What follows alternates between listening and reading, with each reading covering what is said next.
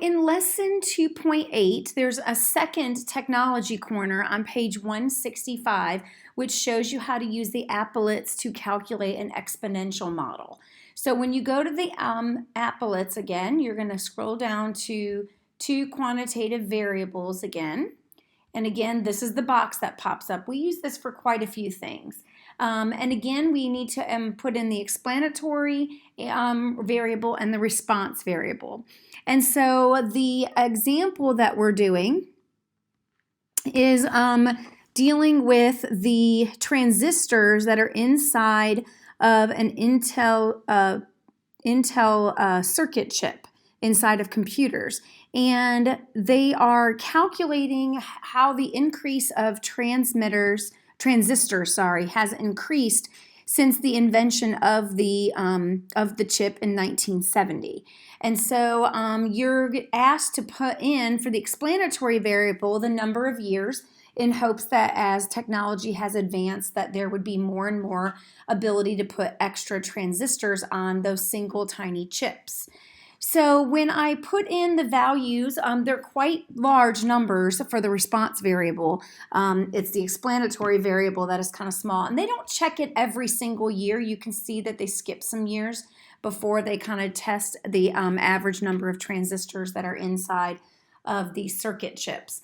So when I begin the analysis this time, what you're going to see is definitely something that's not linear. It's also not quadratic, but it's very much sharply rising at the end here as the number of years have gone by. So once you hit about 30 years since 1970, which would be the year 2000, they kind of go up pretty quickly. This is an exponential function. Exponential functions rise sharply or fall sharply depending upon whether it's growth or decay. So this time when I come down to calculate other regression model, I'm going to select from the drop-down menu exponential, and then I'm going to push calculate. And so then you see the line of regression kind of gets thrown in there, and you can definitely see that it is an exponential. Now look at the residual, okay? You can see that this is pretty close, right? This is a really good model for this set of data because look how close the residual values are. The residual line is a line of regression for the residuals. So you can see that they're very close to that line. There's one point that might be an outlier way out here, but as a general rule, they're very close. So this is a very good model for this one. And then you can scroll down again and you can see the exponential model. So 1,325.66 times 1.431 to the power of x. X is the number of years.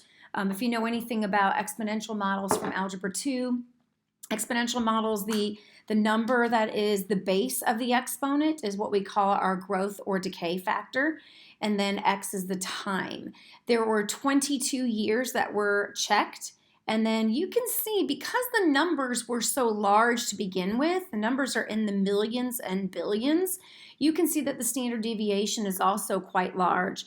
It looks to be about 925,087,183.168.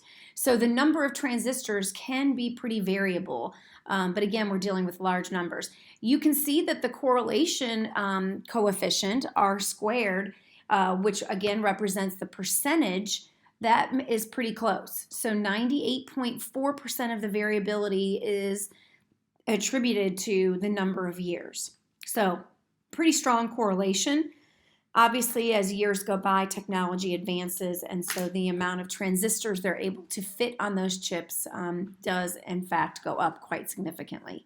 So that'll give you an idea, because on your homework you will also be asked to calculate the exponential model. So this is where you would find that information after you tell it to calculate the regression model for an exponential function.